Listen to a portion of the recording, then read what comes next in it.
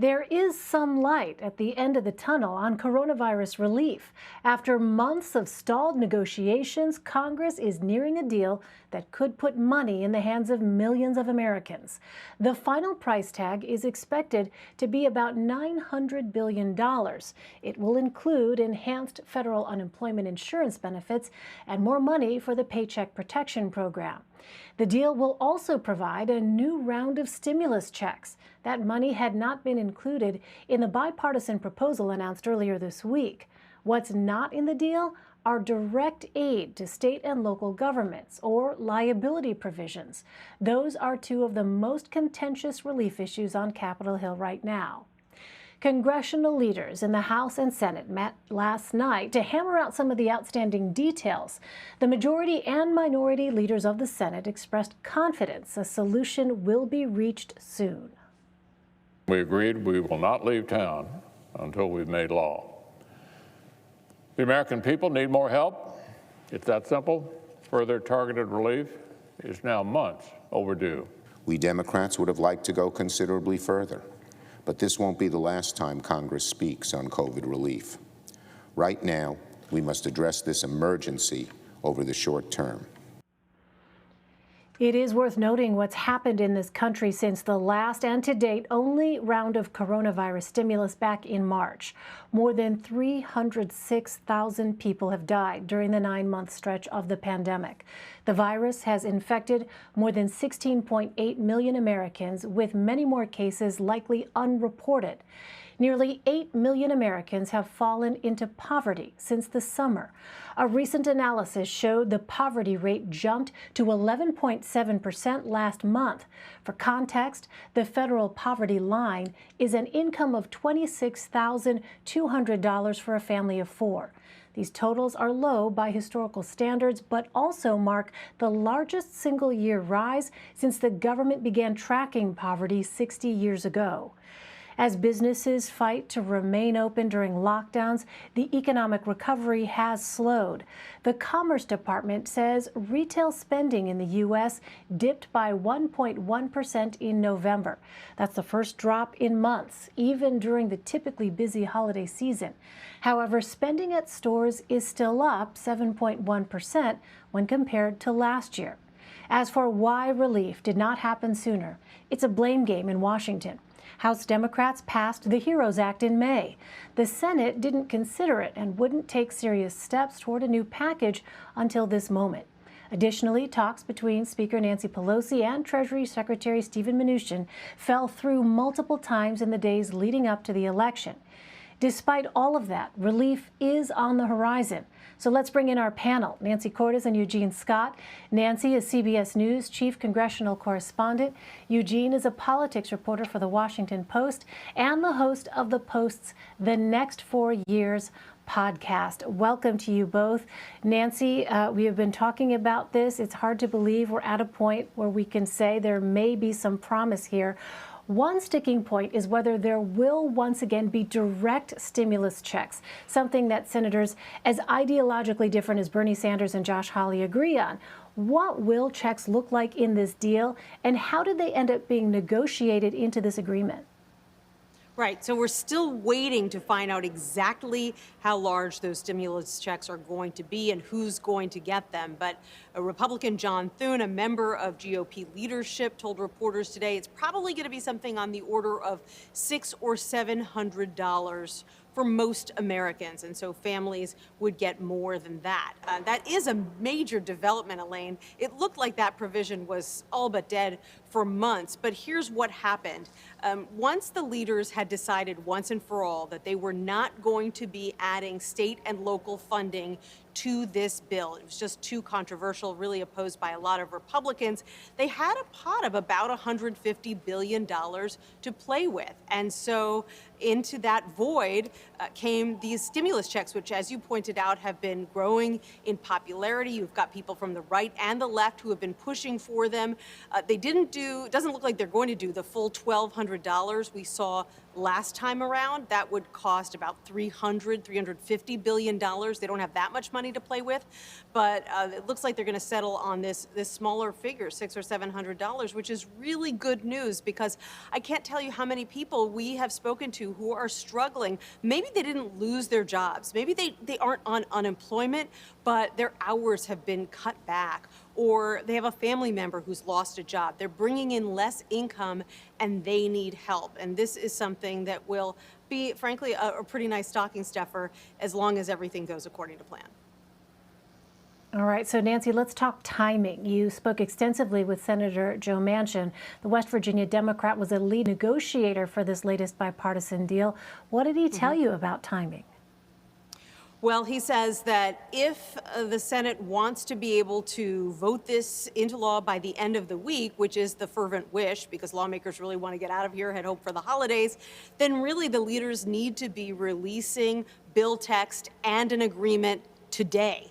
It is late in the day at this point. We still haven't seen that bill. We know that aides for Speaker Pelosi and Leader McConnell are working feverishly, sending proposals back and forth. As you can imagine, with a bill of this size, $900 billion, there are a lot of I's to be dotted, a lot of T's to be crossed, a lot of different pots of money that they're working with here as they try to help, not just, with unemployment and with these big stimulus checks, but things like food assistance and rental assistance and help for schools and small businesses and vaccine distribution. So, you take a little bit of money from here, you put a little bit of money in there, and then you've got to write that all up into bill text. So they're working very hard to get that done. Let's see if they will get it done in time to hold a vote this week, or if, as Leader McConnell has warned some of his senators already, things bleed into the weekend. And Eugene, is there any sense the White House won't cooperate on the new stimulus deal, especially since President Trump criticized Mitch McConnell's acknowledgement of President-elect Biden's victory? There's been no clear indication yet that the White House would push back on this, but it hasn't come off as if it's a priority for the president, despite so many people who even voted for him saying that this is something that they need sooner than later. President Trump has repeatedly said that he has been trying to move forward with getting more support for those in the country who are really struggling because of the economic downturn. But his conversation and his social media activity have not indicated that this is his primary focus right now. As most of us know, he's been really paying significant attention to trying to overturn the results of the election, and it was unsuccessful in doing so. But the reality is, with a few more weeks left of his presidency, how he handles this could give him some positive headlines, something that he hasn't seen in a while. And so we could see pressure coming from White House aides towards the president to make sure that this happens as soon as possible. Meantime, Eugene, I want to ask about Democrats. With a slimmed down majority coming in the House, some of the more progressive Democrats are speaking out against leadership. Representative Alexandria Ocasio-Cortez told The Intercept that she believes Speaker Pelosi and Leader Schumer need to go, but said there's no one on the left to fill the power vacuum. How do you expect this dynamic to play out in the coming year? And what will Mr. Biden's role be in making sure that the party comes together? It's no surprise to hear someone from the progressive wing of the Democratic Party make the argument that Speaker Pelosi should step down. There's been great desire for new life and energy in this position, and obviously someone who could be more progressive than centrist at this point, because this is where the base of the party is moving. But the reality is that AOC and Pelosi have had a pretty cordial relationship, which is very different from what we're seeing in the Republican Party right now. And so I think all parties will be looking towards Biden as the leader of the Democratic Party to see who he believes would be best fit to lead the party in Congress as he takes over the country and heads to the Oval Office. It could be Speaker Pelosi, but many people are believing that it likely will not be. And it also likely will not be someone as progressive as perhaps AOC wants, but we won't know for sure until we see. Nancy, the president-elect's inaugural committee is urging people not to travel to Washington for his swearing in. What are you hearing from lawmakers about what January 20th will actually look like? Elaine, we're told it's going to look a lot less like the inaugurations that you're used to seeing, where there are thousands upon thousands of people on the Mall watching the new president get sworn in, and that it will look more similar in some ways to the sort of crowd you see at a State of the Union address. Being specific, lawmakers and cabinet members and members of the president-elect's family, perhaps vice president-elect's family, some other dignitaries, but that's about it. You know, they're really trying to keep things as small as possible this year. They need to social distance all of the guests out on the west front of the Capitol, which means you just can't have as many people there, and they have to find ways to discourage people who live in Washington or who might want to visit Washington from coming down to the National Mall to take a look, because they're worried that that would spark a super spreader event in and of itself. So they're looking for ways to sort of capture the spirit of the moment through video tributes and pre-produced elements, sort of in the vein of what you saw during the Democratic National Convention, when all of it was virtual, and they had a lot of videos that were prepared ahead of time. So, you know, yes, you will still see the president-elect being sworn in on the west front of the Capitol at 12:01 p.m. on January 20th. You will still see him surrounded by family and congressional leaders, but it'll be sort of a stripped-down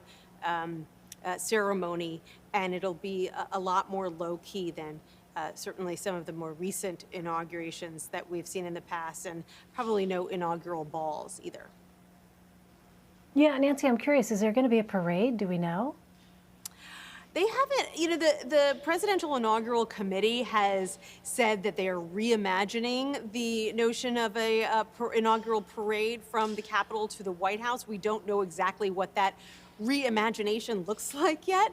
It's pretty clear, you know, you're not going to be flying in high school bands from around the country, nothing like that, just because the logistics and the safety is just too difficult to overcome. So there will be some kind of procession, I imagine, but what exactly that's going to look like still hasn't been shared by the president-elect and his inaugural committee. All right, we await those details. Eugene, before we go, I want to ask about your recent analysis regarding violence in the nation's capital and the Proud Boys. As you write, President Trump and Republicans had condemned anti-racism protesters this summer as dangerous threats, but the president remains silent when those who support him turn violent. That includes this weekend at a bar known to be a meeting place for the group, where at least 4 stabbings were reported. What do you see as the long-term ramifications of the president's failure to speak out against white nationalists who turn violent? Well, it'll just be another part of his legacy that he probably is not very fond of, but that people on the outside of Trumpism, and even some closer to him, will argue that he helped set himself. The reality is that these gatherings were violent this past weekend, just like the pro-Trump rally in November. There was violence there as well. And we know, because the president continues to dispute the election, that other gatherings could occur in January and even further months. And the activities that we saw this past weekend are likely to be normal and normalized if a president hasn't spoken out with them, and in fact has said things that some of the individuals may deem to be supportive, such as his comment during the presidential debate when he told the Proud Boys to stand by. And so this violence, this inability to accept the results of the election, and this sense of somewhat approval, at least coming from the White House and GOP lawmakers based on their silence, is something that will go down in history in the final days of the Trump presidency as something that perhaps he was fond of, or at least did not have a huge problem with. All right, Nancy Cortez and Eugene Scott, thanks to you both. You're welcome, Elaine.